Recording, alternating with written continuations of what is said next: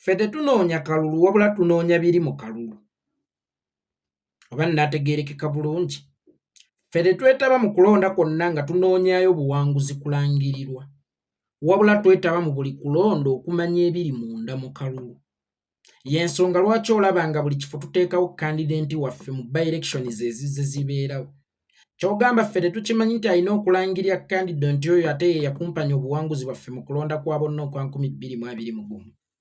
Omukulembeze waffe Robert Kyagulanyi Ssentamu golowooza nti bbula bikolwa okusiyagguka okuva e Kampala omulundi ogutali gumu n'agenda ekisolo emirundi ebiri mirambirira ng'anoonyeza kandidenti wa National Unity Platform akalulu. Golowooza nti omukulembeze waffe ye takimanyi nti oyo yamukumpanya mu kulonda kwa bonna okwa 2021 ate alina okulangirira kandidenti ono. Walisoose ne weebuuza lwaki tukyasigadde mu kalulu ng'ate tukimanyi nti kye twetaaga si ke kalulu. Era lwaki buli by-election bagituwangudde ate ne tusigala nga tukyateekawo bakandidenti baffe abalala. Kubanga kye tunoonya kisukka ku buwanguzi bw'okulangirirwa. Kye tunoonya kiri munda mu kalulu. Nga Museveni bwe yayingira okulonda kwa 19 Desemba nga tanonye buwanguzi yadde akalulu k'omuntu yenna. Naye ng'anonye kimu ebiri munda mu kalulu oba ebinaava mu kalulu okusobola okuggusa agenda ye ey'okufuga ku nsi era yakituukiriza. Kati Museveni akimanyidde ddala bulungi nti kano akalulu kaategaatega kayinza okuvaako embeteza y'okugenda kwe. Kubanga naye mu kujja yayitira mu kalulu akaategwa ne kuvaako embeteza y'okugenda kwa Dr. Apollo Milton Obote. Museveni ayagala batamya kalulu. Museveni alina sigino gyali mu kubasindikira bagiyita akalulu tekajjaako Museveni. Y'ensonga lwaki mulaba ne bannaffe be twaddira mu bigere ye mission kati gye bali mu kutambuza olunaku olwaleero ey'akalulu tekajjaako Museveni. Museveni oluvannyuma lw'okukizuula nti eno opposition ntuufu teri planted kakati mmwe abantu ayagala bibatamya. Kubanga bwe tuva mu kulonda kwa bonna abantu bafuluma bagudde emmeeme. Naye by-elections zino ze zitera okuzza emmeeme z'abantu. Era bwe weetegereza mu biseera bya FDC abantu bwe bavanga mu kulonda kwa bonna kangeze kwa 2016 oba 2011 oba 2016 bavangayo bagamba nti si biddamu.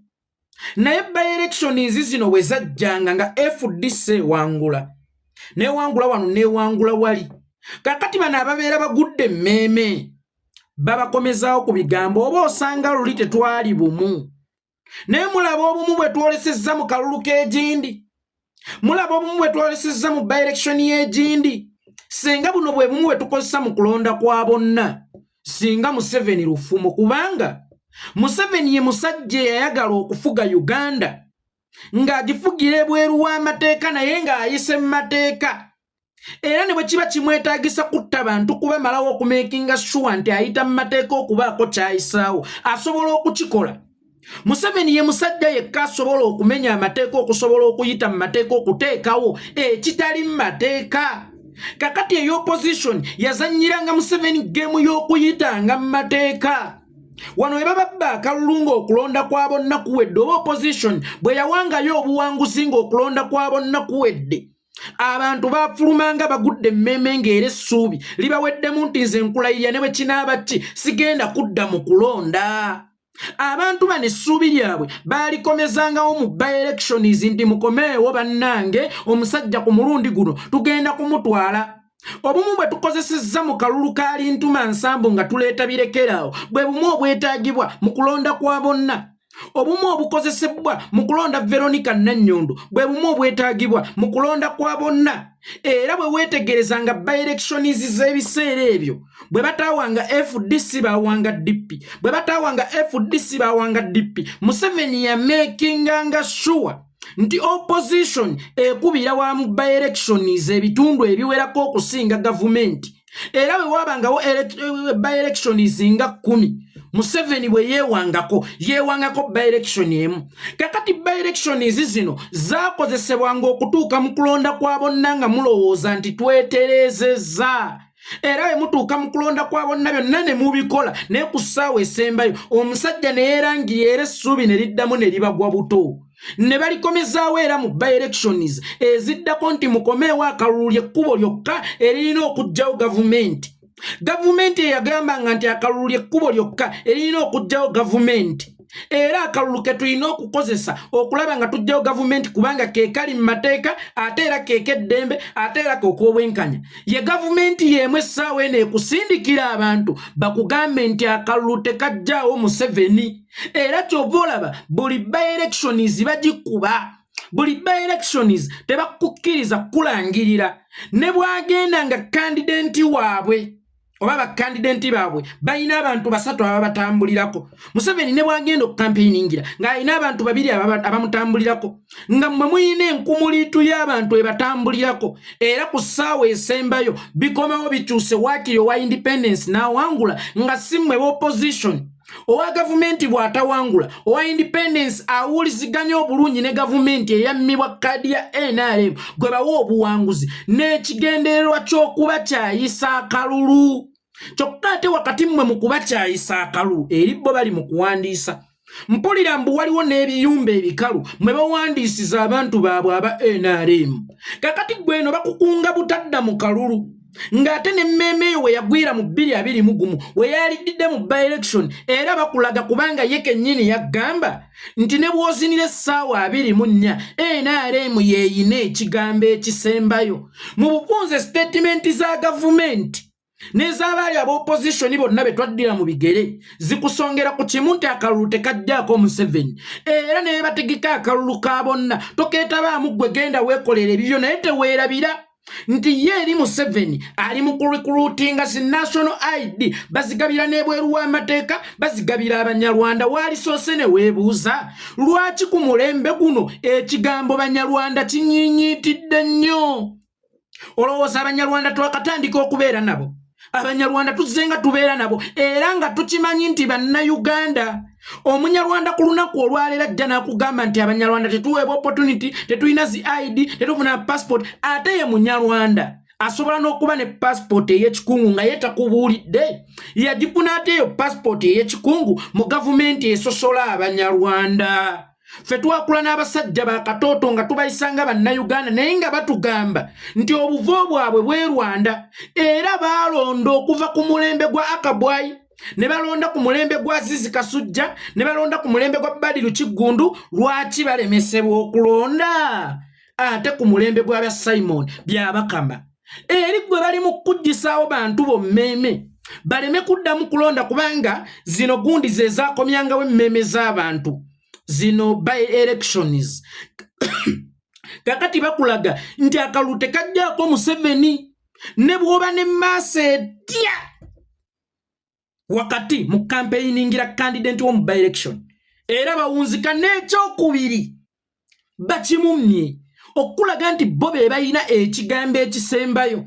Kakati ffe bannayuganda tukola mmere ya leero okujja okuggalawo omulimu gwe weetabe mu lukoloddolo lwa layini oluwanvu bitya naye ng'ekikwetayo mu lukoloddoli lwa layini kugenda kulonda mukulembezeewo. Bakumazeemu essuubi nti ne bw'onaasimba layini ffe tugenda kwerangirira kubanga baakitegedde nti mmwe muli opposition ntuufu, opposition etali planted era opposition esobola okukozesa ebivudde mu kalulu okusuula gavumenti nga ye Museveni we yasobola okukozesa ebivudde mu kalulu n'asuula gavumenti ya Dr. Apollo Milton Obote kubanga akimanyi nti mmwe tabayinaako control. Bali abadde afuga bali ku pulaani yaabwe. Bwe bagwe emmeeme tubakomyewo emmeeme kubanga tuyina okulaga nti twawangulidde mu mateeka. At least tumenye amateeka tutte n'abantu mu kumenya amateeka naye nga tulwana ekintu kimu kyakuyita mu mateeka. Kaakati akakodi ako kaadibye kubanga abali ku opposition olunaku olwaleero tabayinaako control nga ate akimanyi. musobola okukozesa ebivudde mu kalulu okusuula gavumenti ye kakati asudde emmeme yammwe mugende okutuuka mu kulonda kwabo naye ebyo tebitukwatako afuge ppaka walikoyera kakati nga ye wali amaze okuwa abantu bennanga muntu ye ababa abakunga nti woosanga bastikinga kakati ojja kusanga bagita batya polling station nga batiikinzeewo Museveni ne bwabajjewo obululu 5 gwababo tebalondeddeewo wali ne wabajjewo obululu 10 gwababo tebalondeddeewo wali ne wabajjewo obululu 3 gwababo tebalondeddeewo onajjawo obuvumu obugamba nti batubbye akalulu okozesa ebivudde mu kulonda osobola okutabaala gavumenti eri mu buyinza ng'okozesa kalulu ng'oyise mu kalulu okusuula gavumenti baagala balemesa kulonda baagala bajja mu kulonda. That's why ntandise tetubagamba mulonde ng'akalulu kwe mubalidde obuwanguzi ne tubagamba mulonde kubanga tuyina ettwe ddene lye tusabikidde munda mu kulonda. Tulina ettwe ddene eriri munda essabike mu kulonda. That's why nkugambye tetunoonya kalulu kulangirirwa ne tunoonya ebiri munda mu kalulu. Era essaawa eno Museveni asobola okweraba ng'omuwanguzi ku zi by-election naye ng'ate ffe kye tunoonya kyakubeera mu rihaso. Ffe tuli mu rihaso kubanga byakola byonna tubiraba mu kaseera kano. Ffe tumuvuga kumutwala we tumwagala. Weewaawo yalowooza tuvuga kututwala waatwagala neffe tumuvuga kumutwala we tumwagala. Yensonga lwaki mulaba n'aba opposition be mwali mukkiririsaamu okusooka enjiri gye batambuza olunaku olwaleero bakugamba nti akalulu tekajjaako Museveni naye nga tebazze na alternative way oba oluzungu lweru nga tebazzeewo na pulaani ndala gye tuyinza okukozesa okuggyawo Museveni nti wakati mu kkuba pulaani eno nti era awo ne pulaani endala ate olage nti oginitiate nze toyogeddeeko njogere etandike okuteekebwa mu nkola. Lwaki abaaliwo nga baavuganya emirundi ena essaawa eno be bali mu kugamba nti akalulu tekajjaako Museveni ate wakati we bakugambira nti akalulu tekajjaako Museveni tuwulira ye Museveni ali mu kugaba national ID mu bantu ab'enjawulo mu bufunze mmwe temulonda bali be babeera balonda at least babeereko legited mulundi gumu.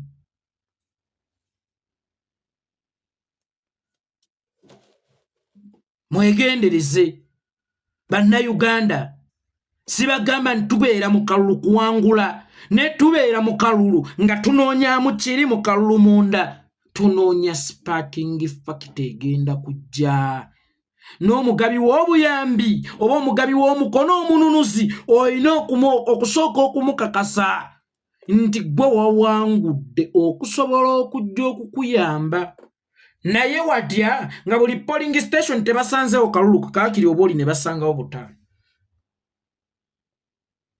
nga buli polling station tebasanzeewo kalulu waakiri oba omulabe ne basangawo 10 olowooza si gwajja okuba ayambyeko okuligitemayizinga obukulembeze bwa Museveni oba obufuzi obwa Museveni tebabamalaamu maanyi. Omusumba w'abalokola akeera ku luguudo matulutulu ng'agenze kubuulirira njiri bantu okusobola kulokoka n'avaawo nga talokodde naye n'enkya nadda kubanga ogwo gwe gugwe tebabajjaako eddembe lyammwe ery'okulonda. Mulina okwetaba mu kulonda kwa bonna okwa 2026 bwe kutavaamu kiramu kyonna munjokyeze Kampala wakati nammwe munvangamu era munkyawanga. Mbagambye tetugenda mu kulonda nga tunoonyayo buwanguzi kubanga eyatubba luli yakyaliwo era yagenda okutubba ne luno naye ekiri munda mu kulonda waliwo awo ekitereke ekiri munda mu kulonda.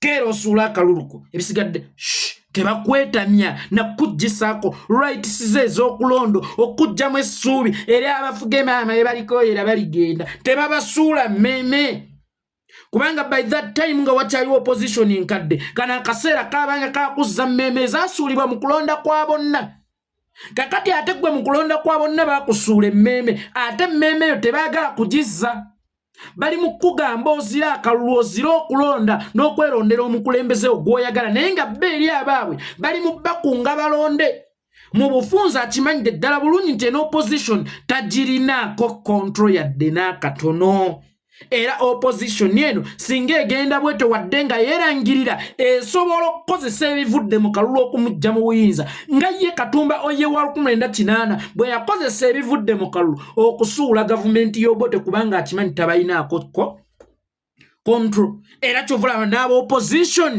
bavuganjiriye Museveni nga ye gwe gavumenti ngero oyagala okulaga nti ofugira mu mateeka ojja otya n'okola statement ne bw'ozinira essaawa 24 gavumenti yeyina ekigambo ekyenkomeredde wano ba Dr. Kizza Besigye ne bajja nga bagiggumiza mu bufunze muve ku nswa bo balye bokka batuuke okwerangirira ku buwanguzi wallahi yamu nga toyina nakyoyinza kubasojjako banyumirwa kaweweevu kubanga mu butuufu baba bawangulira mu mateeka tewalonda baba balonze kola kyoteekeddwa okukola tokowanga okusaba Katonda ebisigadde bibajjaaliyo kuwa oba okumma kola kyoteekeddwa okukola tunoonya kalulu by'Abakama kutulangirira wabula kye tunoonya oba ettuufu lye tunoonya mu kalulu akaffe kye era mbabuulira 2026 bwe watabaawo kiriwo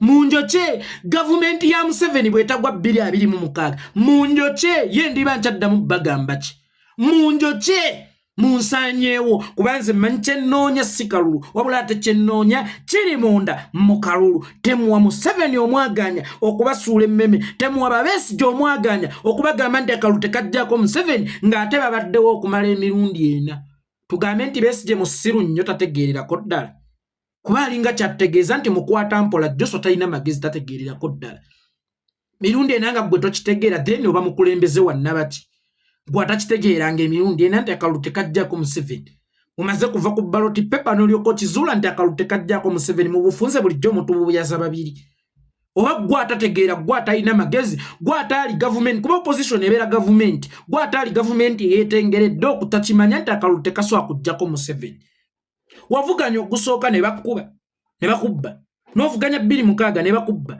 n'ovuganya 2011 ne bakubba n'ovuganya 2016 ne bakubba era nga gwe tokimanya nti akalulu tekajjaako Museveni then lwaki obireeta mu kaseera kano kitegeeza gwomu ku baali batufuga ne Museveni oba gwomu abakitegedde nti n'opposition si ya Museveni ng'oyagala kugijjirako ddala abantu baleme kugenda mu kalulu kubanga you never know abantu basobola okukozesa akalulu okusuula gavumenti eri aba NRM bali mu kuwandiisa bweno oli mu kugamba abantu nti akalulu tekajjaako Museveni yes tekajjaako Museveni ffenna tukimanyira tusobola okukikkiriza kubanga yalonda boss abala akalulu by'Abakama yamusasula era yamuwa ebyokukola ng'oyinza n'okwesanga nga ne famire y'abamaze okugiwamba wakati w'okulangirira n'emmundu ezimutambulirako awo wagenda okulangirira akalulu kabaka ziba za Museveni tukimanyi tekajjaako Museveni ffe kye tunoonya yensiga eri munda w'akalulu kubanga esooka okujjako Museveni ani amanyi